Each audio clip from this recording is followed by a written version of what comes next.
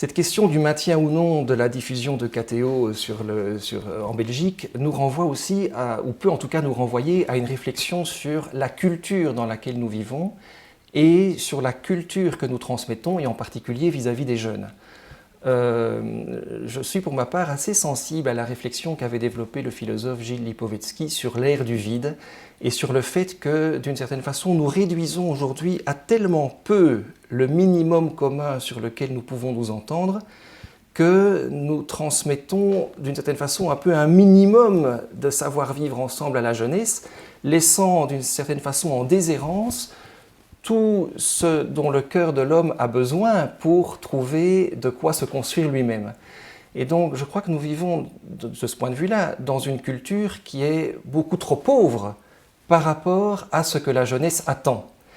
Et comment s'étonner alors qu'une certaine partie de cette jeunesse, assoiffée de davantage de contenu, de valeur, eh bien, finisse par aller chercher ailleurs, et parfois même dans le pire, ce que nous ne transmettons pas. La nature a horreur du vide, le cœur de l'homme a horreur du vide. Nous avons besoin de sens, nous avons besoin de valeur. Nous n'avons pas besoin seulement de neutralité ou de vide.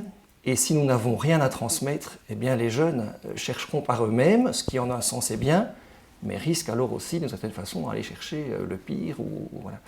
Alors, et donc par rapport à ça, je pense qu'il est capital que dans notre culture, nous continuions à transmettre. Et je crois qu'une chaîne comme KTO qui transmet un contenu riche a toute sa place. Mais je dirais la même chose si maintenant Proximus voulait diffuser une chaîne même islamique, pour autant qu'elle ne soit pas radicale bien sûr, mais qu'elle soit juste. De même si on diffusait une chaîne juive ou que sais-je, ou même une chaîne de la libre pensée, très bien.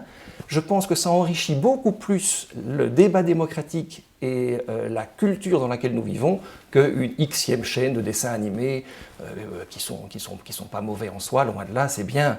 Mais je crois qu'on est dans un tout autre niveau de participation au débat démocratique.